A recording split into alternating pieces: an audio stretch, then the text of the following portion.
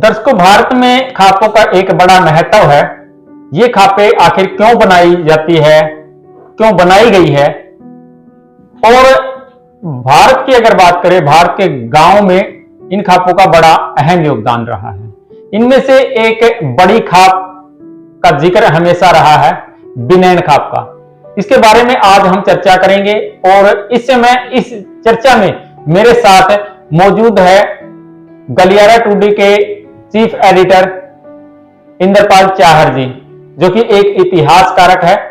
आज हम चर्चा करेंगे कि खापों का जो गठन हुआ है, या फिर ये कहे कि बिनैन खाप का जो गठन हुआ है, ये किस प्रकार से हुआ है, किस सन में हुआ है, कितनी पुरानी ये खाप है। इंद्रपाल जी, स्वागत आपका। धन्यवाद। इंद्रपाल जी, शुरुआत करना चाहेंगे कि जिस प्रकार से खापों का बड़ा अहम योगदान रहा है जी, इन्होंने बड़े बड़े सामाजिक कार्यक्रमों का आयोजन करके और बहुत सी समाज में ऐसी बीमारियां, जो कुरीतियां फैली थी, उनको मिटाने का काम किया है। चाहे वो दहेज प्रथा हो, नशे को लेकर के हो, और भी काफी ऐसी जो है कुरीतियां मिटाने का काम किया है। तो बात करेंगे आज बिनैन खाप के बारे में जी। तो बिनैन खाप की शुरुआत जो है वो किस प्रकार से हुई, किस सन में इसकी शुरुआत जो है वो हुई? नरेश जी, जहां तक बिनैन खाप की बात है, इसके बारे में जानने के लिए हमें लगभग 636 वर्ष पीछे जाना पड़ेगा। यानी कि काफी पुरानी, जो कह सकते हैं कि ये खाप काफी पुरानी। नहीं, खाप पुरानी नहीं है। हम इसके परिचय के तौर पर इस क्षेत्र में जब नैन गोत्र के लोग आए जी, कौन कौन यहाँ पर आए जी, अगर वो जानकारी देंगे तो श्रोताओं को बहुत अच्छा लगेगा और उनकी जानकारी में भी बढ़ोतरी होगी जी। तो जहां तक नैन गोत्र के लोगों की बात है, 1253 में श्रीपाल नैन ने राजस्थान राज्य में बिरानी गांव आबाद किया था। इसी बिरानी गांव में एक बुजुर्ग हुआ नैन गोत्र में, बाछल नैन जी। बाछल नैन को 2 लड़के हुए, जाजा और बीरम। बीरम नैन की मतलब युवा अवस्था में ही मृत्यु हो गई, और बीरम के जो 2 लड़के थे वो थे नैना और बिन्ना। नैना और बिन्ना का जो पालन पोषण था वो इनके चाचा जाजा ने किया। चाचा ने जी।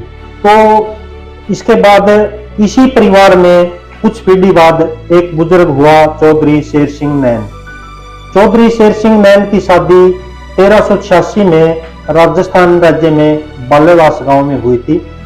अपनी शादी के बाद वो अपनी ससुराल में गेड़ा मारने के लिए गया था, ठीक पूछने के लिए गया था कि दोबारा उनकी पत्नी को कब भेजा जाएगा जी। वहां उस गांव में चौधरी शेर सिंह के साथ एक घटना घट गई। दोपहर का समय था, भोजन करके वो एक वृक्ष के नीचे लेटा हुआ था खाट पर। उसी खाट के पास एक खागड़ भी बैठा हुआ था। उधर से उसकी साली गुजर रही थी। उन्होंने अपने जीजा के साथ मजाक करने की सोची। जी बिल्कुल, जिस प्रकार से सालियां कहते हैं कि सालियों का हक होता है अपने जीजा के साथ मजाक करने का। जी जी।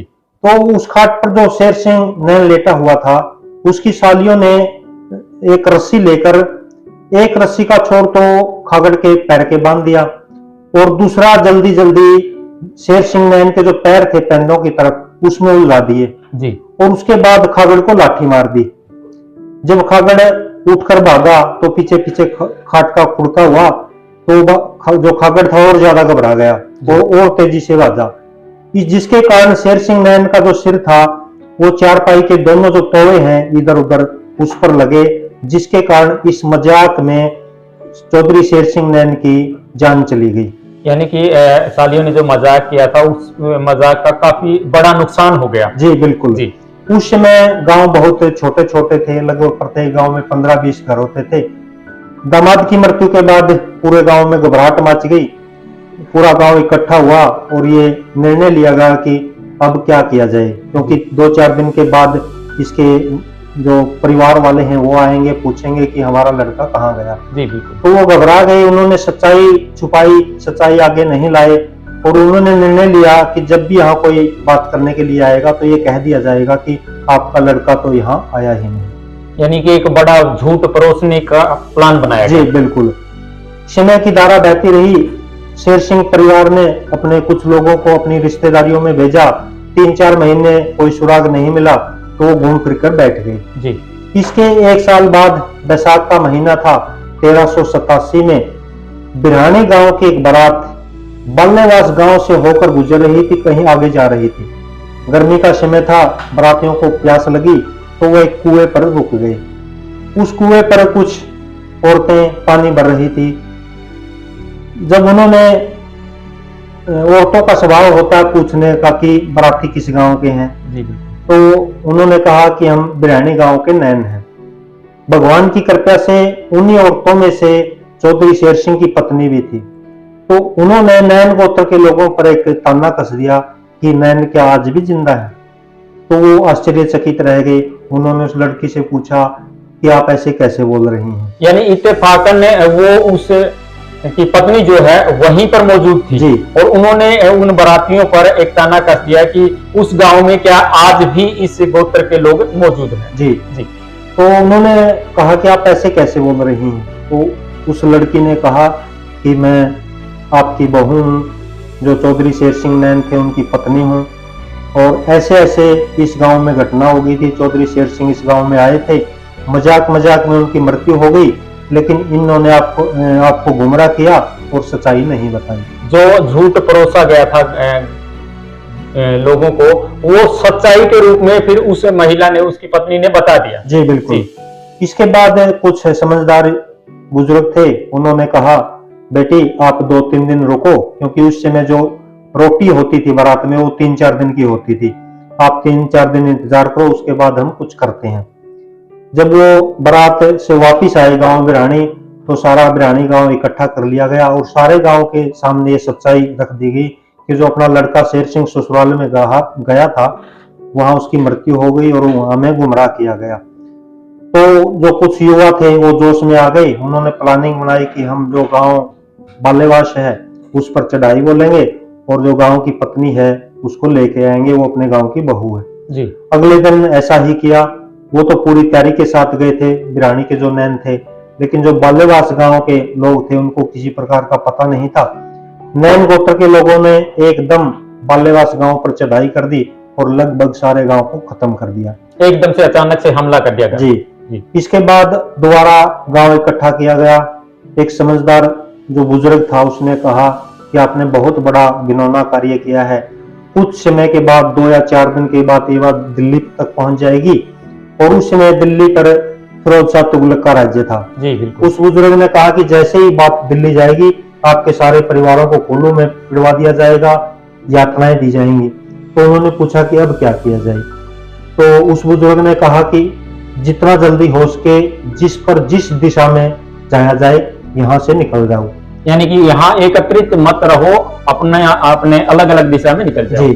जी। तो उस समय एक जाट इतिहास की किताबें हैं, उन्होंने भी लिखा है कि कहावत बन गई थी।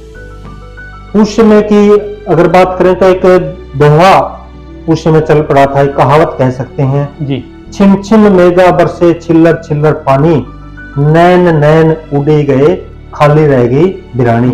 यानी जो नैन गोत्र के लोग थे उन्होंने वहां से सभी ने पलायन कर दिया था। जो आप हम बात कर रहे थे बिनैन खाप की, जो नरवाना क्षेत्र में जो पहले लोग यहाँ आए उनमें थे चौधरी राजा नैन और उनके 2 भतीजे नैना और बिन्ना। एक चौधरी राजा नैन का बड़ा भाई था नैनू। ये 4 व्यक्ति बिरानी से निकलकर इस क्षेत्र में आए। कुछ समय के लिए गांव सैंथड़ी में रहे। इसके बाद जब उनको लगा कि हम सैंथड़ी में सही ठिकाना नहीं है तो उन्होंने दूसरे ठिकाने की तलाश की। गारा में जो ओटा भर के एक आया था उधर से उन्होंने पीछे पीछे गए तो वो धनौदा की तरफ से आया था। तो कुछ दूरी पर वो गए तो वहां उन्होंने देखा कि यहाँ पर एक गांव आबाद है।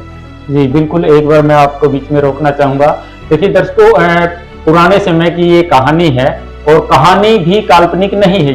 ये एक सच्चाई पर आधारित कहानी है, सच्चाई पर आधारित इसे कह सकते हैं। और पुराने समय में जब इस प्रकार की कोई बातें होती थी तो किस प्रकार से उसका अंदाजा लगाया जाए। तो जिस प्रकार से इंद्रपाल जी ने बताया है कि दलदल से एक झूठा, जो कि वो निकल करके आया और उसके शरीर पर जो है वो दलदल लगी हुई थी, और उससे ये पता चला कि आगे का जो पूरा वाक्य है वो इंद्रपाल जी बताएंगे जी। उससे पता चला कि आसपास पानी है, पानी है तो उसके पास गांव भी होगा। वो उस जोटे के साथ साथ गए तो दनौदा गांव के पास पहुंचे। दनौदा गांव नैन गोत्र के आने से पहले ही आबाद था। चहल गोत्र के लोग यहाँ रहते थे। जब बाद में नैन गोत्र के लोगों की संख्या यहाँ बढ़ गई तो वो यहाँ से चले गए। तो इंद्रपाल जी जानना चाहूंगा यहाँ पर जो जैसे आपने बताया कि नैन गोत्र, यानी कि नैन गोत्र से पहले दनौदा गांव में चहल गोत्र रहते थे, चहल गोत्र के लोग। जी बिल्कुल। और नैन गोत्र का जो आगमन है वो फिर किस सन में हुआ यहाँ? ये लगभग वही सन है 1387 जी, जब वो घटना हुई थी उसी दौरान जी। यहाँ पर एक बहुत बड़ी बात और हुई। जब ये परिवार 4 परिवार थे, यहाँ सैंथड़ी गांव में थे, और जब वो दनौदा में जाने लगे तो 2 भाई थे, जाजा और नैनू जी। और जो औरत थी चौधरी शेर सिंह की पत्नी, वो नाते में जाजा और नैनू की चाची लगती थी, और जो नैना और बिन्ना थे उनकी दादी लगती थी जी। तो जो चौधरी नैन थे, उन्होंने अपने भाई जाजा से कहा कि औरत है, जवान उम्र में ही इसके पति की मृत्यु हो गई है, अब ये हमारे साथ है तो इसको किसी के सहारे की जरूरत रहेगी जी। अगर आप कहो तो मैं इसको पत्नी के रूप में रख लूं। तो जो जाजा नैन है उसने कहा कि अगर आप ऐसा करोगे तो आपका यहाँ रहना उचित नहीं है। यानी कि वो अपनी चाची को अपनी पत्नी के रूप में रखना चाहते थे। जी बिल्कुल जी। और ऐसा ही हुआ जी। तो जाजा जो नैन था उसने कहा कि आप यहाँ मत रहो, हमारे से काफी दूर चले जाओ ताकि इसका प्रभाव यहाँ पर ना पड़े। तो इसके बाद जो नैनू नैन था वो यहाँ से कैथल की तरफ चला गया और उसने वहां पर जाकर अपने नाम से कैथल के पास नैना गांव आबाद किया, जो कि आज भी वहाँ जी बिल्कुल आज भी वहाँ आबाद है। और जहाँ तक दनौदा खाप की हम बात कर रहे हैं, ये जो खाप है सिर्फ 3 बुजुर्गों के वंशज इसमें रहते हैं, जिसमें चौधरी जाजा नैन और उनके 2 भतीजे बिन्ना और नारायण जी। तो यानी कि ये जो कहानी है ये दनौदा के अंदर जो नैन गोत्र आए हैं उनकी कहानी है। और जो खाप बनाई गई है ये किस प्रकार से बनाई गई? फिर बिरैन खाप का जो एक बड़ा दबदबा कह सकते हैं, एक बड़ा नाम चलता है, क्योंकि हरियाणा में किसी भी प्रकार की कोई कुरीति हो जाती है तो खापों का बड़ा अहम योगदान रहता है, और एक बड़ी खाप के तौर पर इस खाप का नाम लिया जाता है। और काफी लोग हैं हरियाणा के जो कि इस खाप को मानते भी है कि अच्छा फैसला करके ये अच्छा निर्णय सुनाएगी। नरेश जी, आपने कहा कि बिनैन खाप कैसे बनी जी। पुराने समय की अगर बात करें तो उस समय दहाड़ पड़ती थी, यानी कुछ लोग जो युवा होते थे इकट्ठे होकर गांव को लूटते थे, उसको दहाड़ बोलते थे। उसी दहाड़ से बचने के लिए आसपास के जो गांव हैं वो एक खाप का गठन कर लेते थे। उसमें आप मान के चलो 70, 80, 90% तो लगभग एक गोत्र के होते थे, लेकिन ये जरूरी नहीं था कि जो खाप है वो केवल एक गोत्र की हो। आसपास के जो कम गोत्र के गांव थे वो भी खाप के साथ जुड़ जाते थे जी। तो धीरे धीरे समय की गति थी वो बढ़ती रही। नैन गोत्र के जो यहाँ लोग आए, आबाद हुए, उनमें जो उनके वंशज थे उनमें बढ़ोतरी हुई। बढ़ोतरी होने के बाद जो नैना था वो तो पहले ही अपने चाचा बिन्ना, अपने चाचा जाजा और अपने भाई बिन्ना से अलग होकर एक तरफ जाकर उन्होंने कालन गांव आबाद कर लिया था। कालवन भी कहते हैं आजकल जी। और जो बिन्ना था और उसका जो चाचा था जाजा, वो कई वर्ष एक साथ रहे जी। इसके बाद उन्होंने भी कुछ वर्ष के बाद विचार किया कि हम भी अलग अलग रहेंगे। तो जो चाचा था जाजा वो दनौदा गांव से उत्तर दिशा में जाकर रहने लगा, और उस जगह पर उस समय पचीदा जाति के लोग रहते थे। उन्होंने जाजा को तंग करना शुरू कर दिया। एक दिन वो अपने भतीजे बिन्ना के पास आया और अपनी सारी समस्या बताई।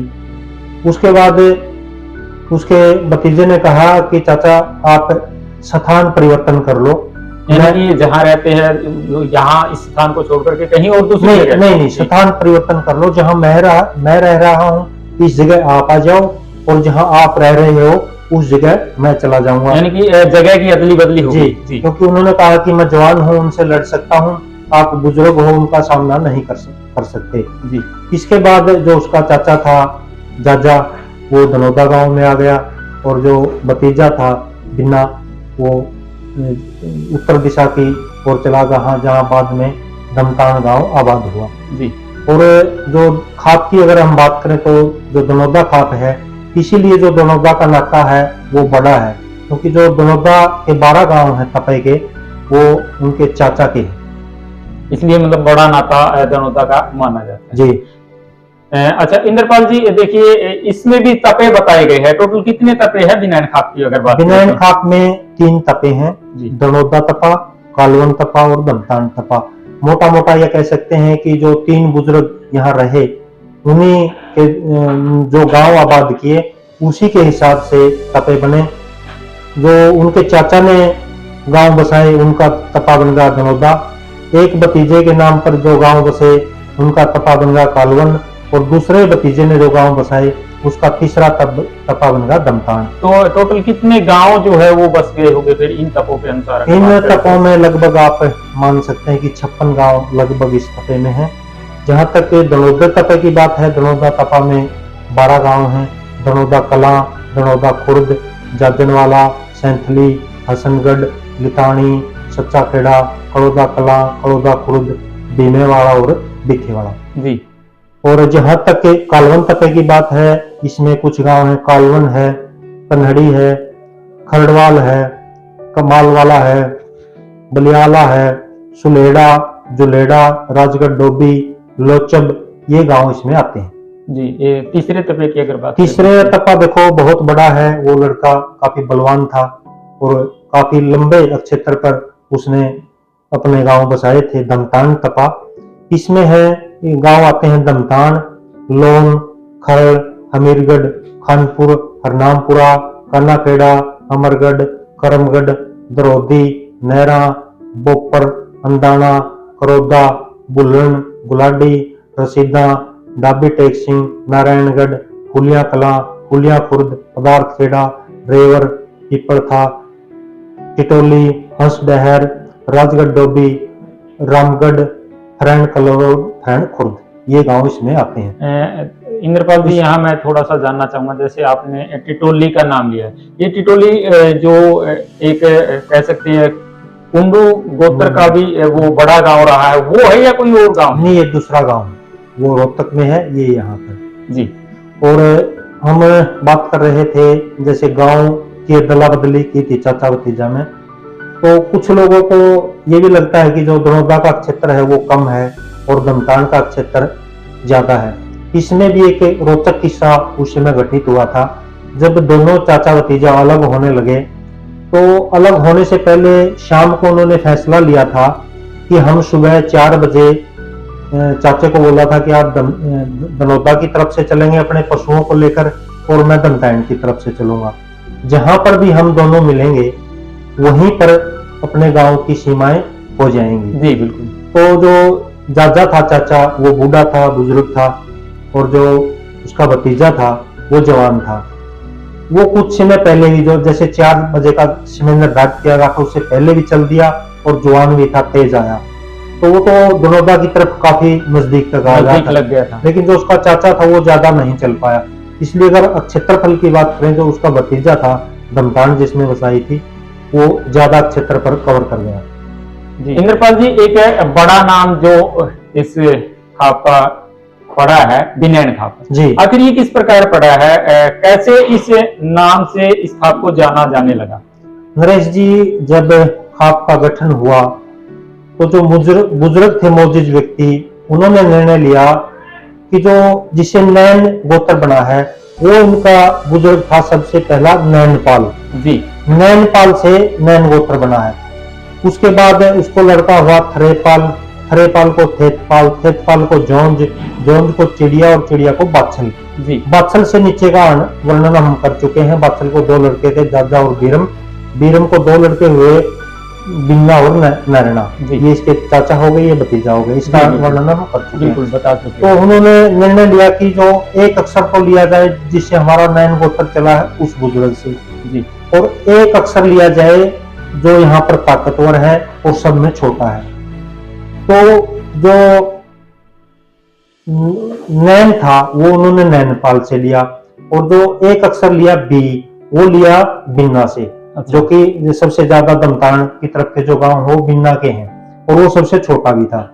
तो एक नाम लिया सबसे बड़े बुजुर्ग का जो 6-7 पीढ़ी पहले का था, और एक जब गठन हुआ एक किस्म से कह सकते हैं आप खाप का, उस समय का जो मौजूद बड़ा व्यक्ति था उसका, तो नैन लिया गया नैनपाल से और बी लिया गया बिन्ना से। इस प्रकार ये बिनैन खाप बनी। जी, तो दर्शकों, बिनैन खाप का एक बड़ा इतिहास जो है वो आज इंद्रपाल जी ने बताया है। एक अच्छे इतिहासकारक कह सकते हैं इंद्रपाल जी। इस बारे में हम लगातार आप लोगों से चर्चा जो है वो करते रहेंगे, लेकिन यहाँ एक बात जरूर आप लोगों से साझा करना चाहेंगे। कई बार ऐसा हो जाता है कि जो हम जानकारियां जुटाते हैं उसमें किसी प्रकार की त्रुटि रह जाती है, कुछ कमियां रह जाती है कि हम तक वो जानकारी नहीं पहुंच पाती।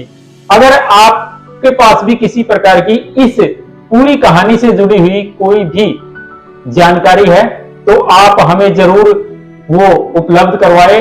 अगर संभव हुआ तो हम उसको पार्ट 2 के रूप में आप लोगों से जरूर रूबरू करवाएंगे। और इस खाप का जो इतिहास जिस प्रकार से इंद्रपाल जी ने खोजकर निकाला है, देखिए 1386 आज नहीं था, कितना पुराना इतिहास इंद्रपाल जी ने निकाला है। एक बड़े ही मेहनत का इंसान है, और लगातार हम इसी प्रकार से खापों का, गांव का, अन्य भी इस प्रकार की रोचक जो कह सकते हैं कहानियां, सत्य पर आधारित कहानियां, वो हम आप लोगों के बीच में लेकर के आते रहेंगे। अगर आपको लगता है कि ये कहानी सही है और इसमें किसी भी प्रकार का कोई भी मतभेद को देखते हुए ऐसा नहीं किया गया है, यानी कि सच्चाई को अगर इसमें दर्शाया गया है, तो एक ऐसा कमेंट अपने मन से करना जिससे कि हमारा भी हौसला बन जाए और हम इस जो पूरा हम एक कह सकते हैं कि कार्यक्रम जो शुरू कर रहे हैं लोगों से रूबरू करवाने का, कि किस प्रकार से गांव का जो है वो नाम पड़ा, खापों का वो नाम पड़ा, इस प्रकार की जो हम जानकारियां आप तक साझा करवाएंगे उसमें हमारा हौसला बना रहे। तो लगातार इसी प्रकार से जुड़े रहिएगा, हम आपके बीच में आते रहेंगे इस प्रकार की सत्य पर आधारित कहानियों को लेकर के।